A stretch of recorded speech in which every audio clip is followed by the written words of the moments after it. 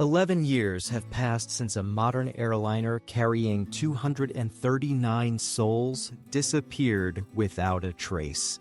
The event would become one of the most haunting mysteries in aviation history, raising questions that remain unanswered to this day.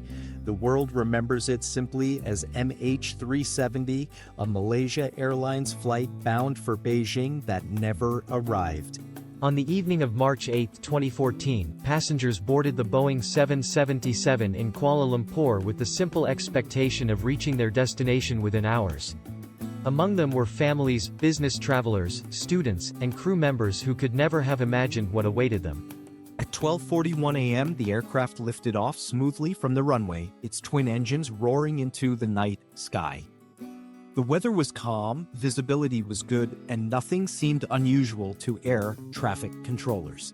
Inside the cockpit, Captain Zahari Ahmad Shah and First Officer Farik Abdul Hamid communicated with controllers as they settled into the long-haul routine.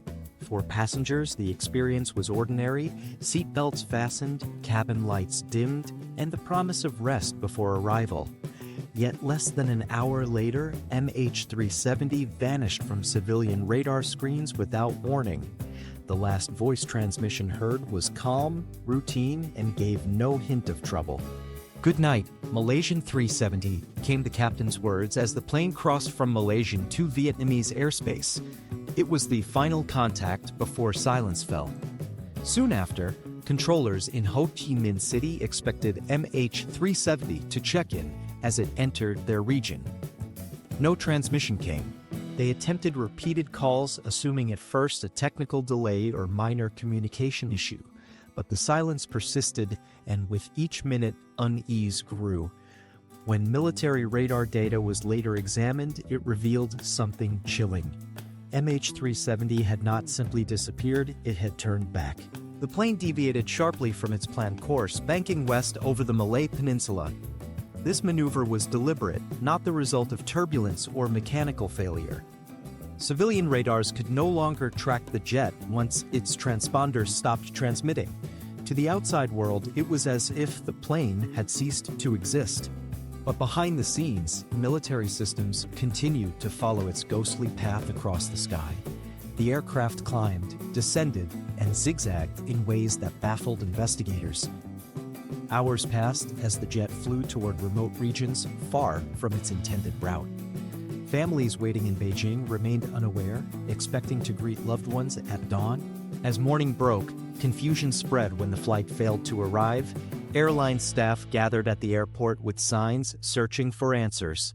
Officials announced delays, then uncertainty, before finally admitting the unimaginable: the plane was missing. News spread globally within hours, dominating headlines and triggering urgent international response.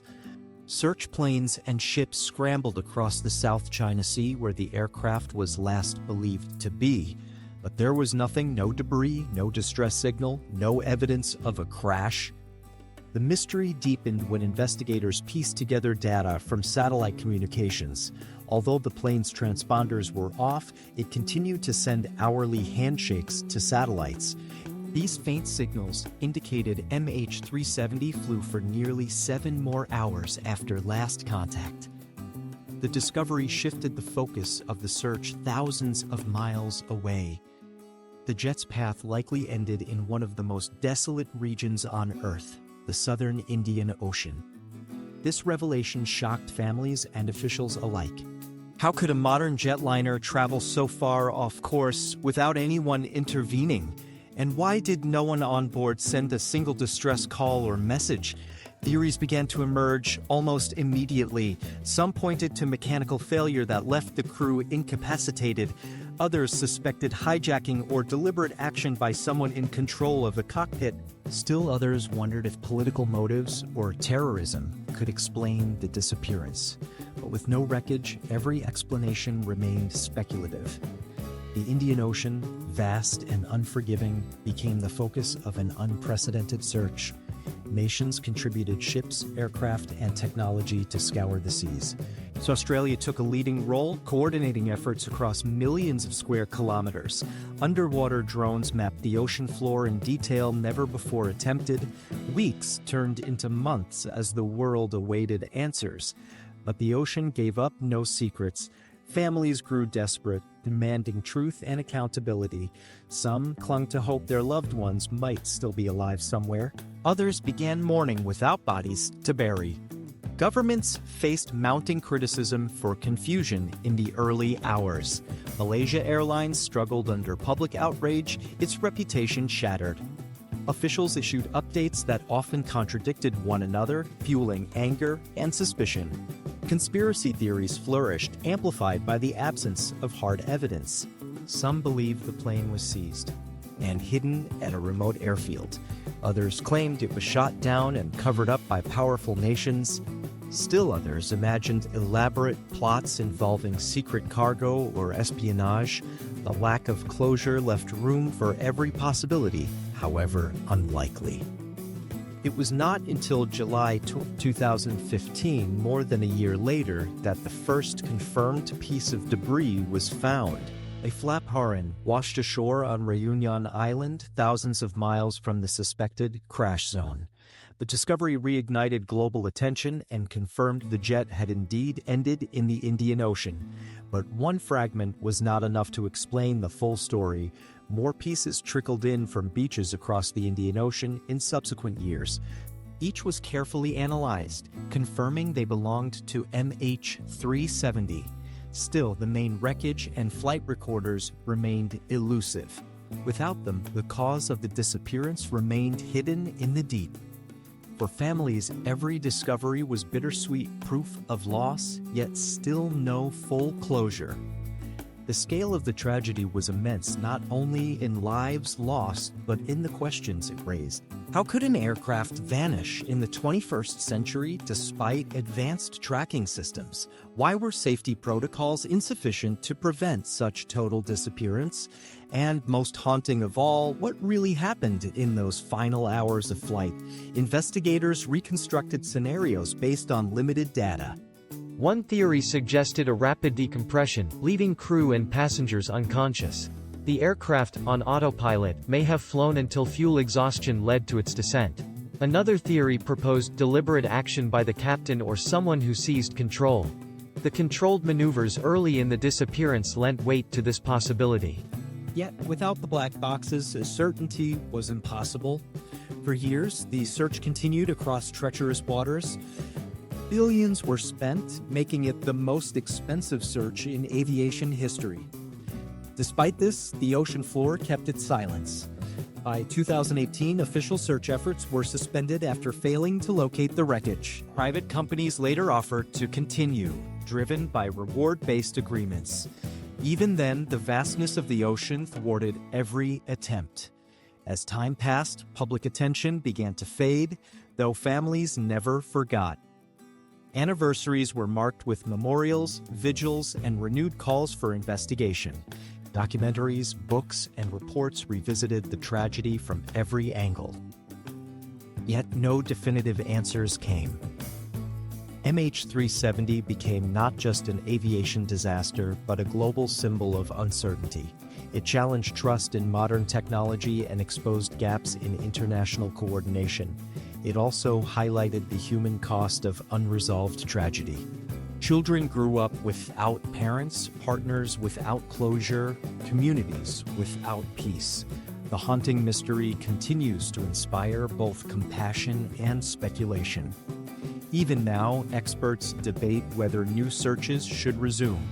Technological advances in ocean mapping could offer fresh hope.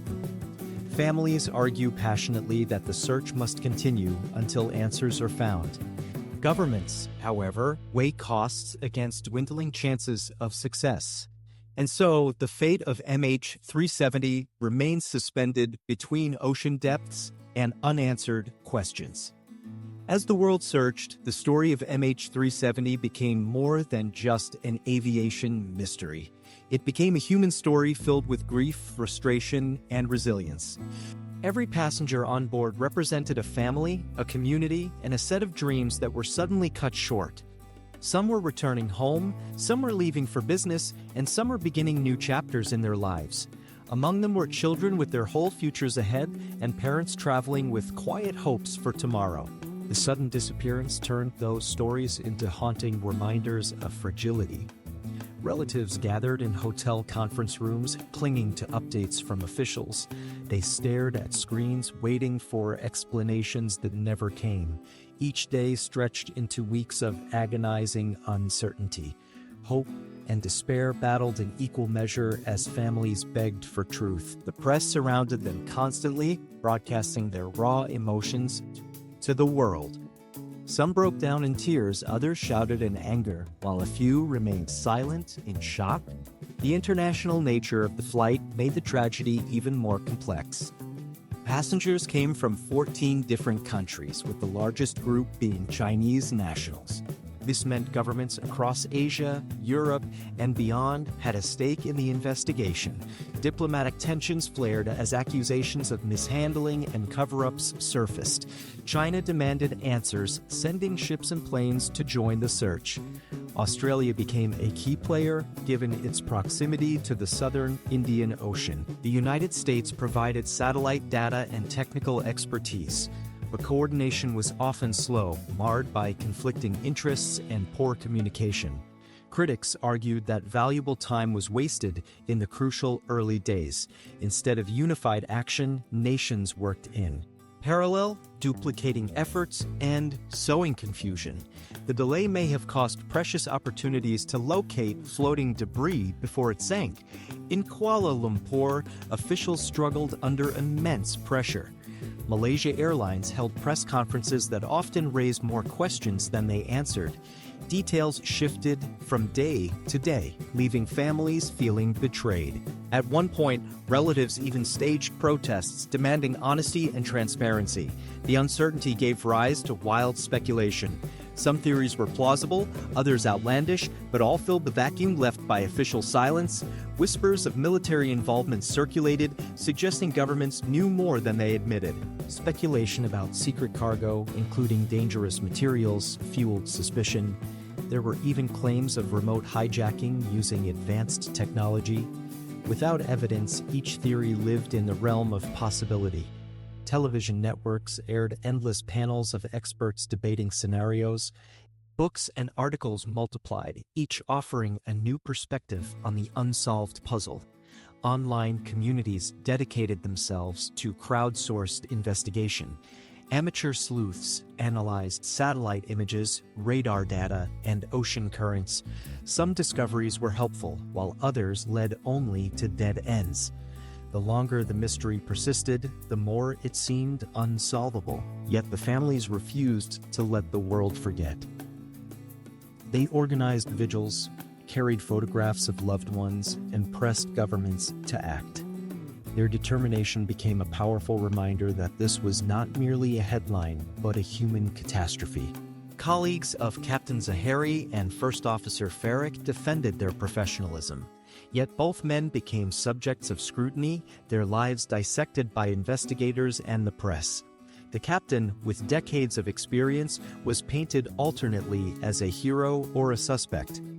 His personal life was examined, with media highlighting struggles that could suggest motive. Supporters argued such portrayals were unfair and deeply disrespectful. The first officer, only 27 years old, was remembered as enthusiastic and promising.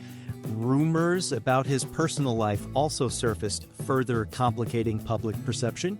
The truth about their actions in those final hours remained locked within the cockpit. Flight simulators were seized, data analyzed, and interviews conducted with friends and colleagues. Still, nothing definitive emerged to prove or disprove foul play. Theories of deliberate sabotage remained just that, unproven and haunting. As months turned to years, only fragments of the aircraft surfaced. Wing parts, interior panels, and other components washed up in distant locations.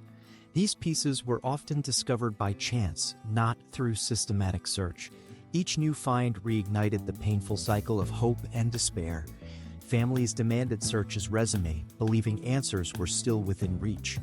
But officials hesitated, citing cost and the difficulty of locating wreckage in uncharted seas. The Indian Ocean is among the most hostile environments on Earth. Its waves tower like walls, and its depths conceal mysteries even in modern times. Mapping it revealed landscapes of underwater mountains and trenches. The ocean floor told geological stories, but kept silent about MH370. In many ways, the search became an exploration of Earth itself. Technology pushed boundaries as autonomous submarines scanned terrain previously unseen. Billions were spent not only on the search, but on gathering scientific data. Some argued the knowledge gained was valuable regardless of outcome. But for the families, science was no substitute for truth. They wanted closure, not ocean maps or technological milestones. Every day without answers felt like a renewed loss. Governments promised to act whenever new evidence emerged, yet promises faded as political priorities shifted. Malaysia Airlines, once a national symbol of pride, faced bankruptcy.